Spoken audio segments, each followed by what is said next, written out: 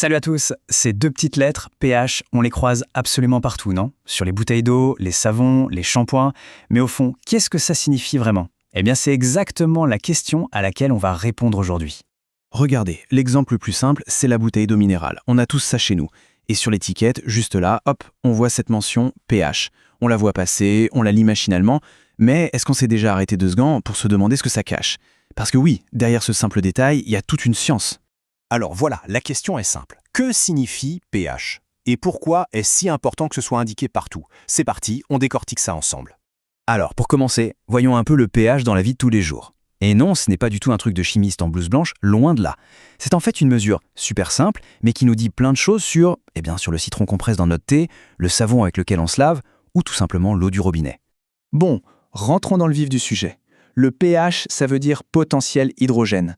En gros, c'est une sorte de note sur une échelle qui va de 0 à 14, et cette note nous dit si une solution, à base d'eau bien sûr, est acide, neutre ou basique. On dit aussi alcalin, c'est la même chose. C'est vraiment l'info de base pour comprendre les propriétés d'un produit. Pour que ce soit bien clair, imaginez une règle, tout simplement. Une règle graduée. C'est ça l'échelle de pH. Elle sert à classer, à situer n'importe quel liquide.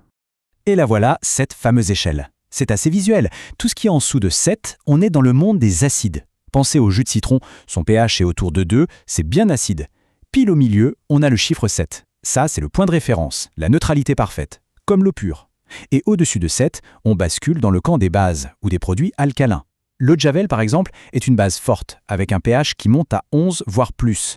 En résumé, c'est super simple à mémoriser. Moins de 7, c'est acide. Égal à 7, c'est neutre. Plus de 7, c'est basique. Voilà, avec ce simple chiffre, on peut classer quasiment tous les liquides qui nous entourent. Ok, maintenant qu'on a compris l'échelle, on va aller un tout petit peu plus loin. Creusons un peu. Qu'est-ce qu'on mesure concrètement?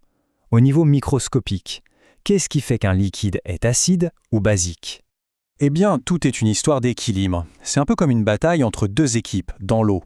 D'un côté, on a les ions hydrogène, les H+, et de l'autre, les ions hydroxyde, les HO-. C'est le rapport de force entre ces deux-là qui va décider du résultat final, et donc du pH. C'est exactement ce qu'on voit ici. Si l'équipe H+ est en surnombre, la solution est acide. Si les deux équipes sont à égalité parfaite, c'est neutre. Et si au contraire ce sont les HO- qui dominent, alors la solution est basique. C'est pas plus compliqué que ça en fait. Et au fait, juste un petit rappel pour être sûr qu'on parle bien la même chose, un ion, c'est quoi? C'est tout simplement un atome qui a une charge électrique, soit positive, soit négative. C'est le cas de nos H+, et de nos HO-. Ils ont perdu ou gagné des électrons, ce qui leur donne cette charge. Allez, un peu de pratique maintenant. On sait ce que c'est, on sait ce que ça mesure, mais comment on fait pour connaître le pH d'un liquide? Dans la vraie vie, il y a 2 grandes méthodes. La première, c'est le grand classique des cours de chimie, le papier pH. Super simple, super rapide. On prend une petite bandelette, on dépose une goutte du liquide dessus, et hop, la magie opère, la couleur change. Il suffit alors de comparer cette couleur à une échelle de teinte pour avoir une idée du pH. C'est pas d'une précision folle, mais ça donne une bonne estimation. La deuxième méthode, là on passe au niveau supérieur. C'est le pH-mètre. C'est un appareil électronique. On plonge une sorte de sonde qu'on appelle une électrode directement dans le liquide. L'appareil fait le boulot tout seul. Il mesure la concentration exacte des ions H+, et nous donne une valeur numérique super précise sur son écran. Donc pour résumer, on a d'un côté le papier pH, la méthode simple et rapide pour se faire une idée, et de l'autre le pH-mètre, l'outil de pro pour avoir une mesure exacte, celle qu'on utilise en laboratoire ou dans l'industrie. Bon, et maintenant, on arrive à un coin crucial. Parce que savoir tout ça sur le pH, ce n'est pas juste pour la culture générale. Non. C'est avant tout une question de sécurité. Eh oui, parce que les produits qui sont tout en bas de l'échelle, proches de 0, ou tout en haut, près de 14, eh bien, ces produits-là peuvent être très, très dangereux. On dit qu'ils sont corrosifs. Corrosif, qu'est-ce que ça veut dire concrètement? Ça veut dire que le produit peut carrément attaquer et détruire ce qu'il touche. Il peut ronger le métal, dissoudre un tissu et bien sûr causer de graves brûlures sur la peau.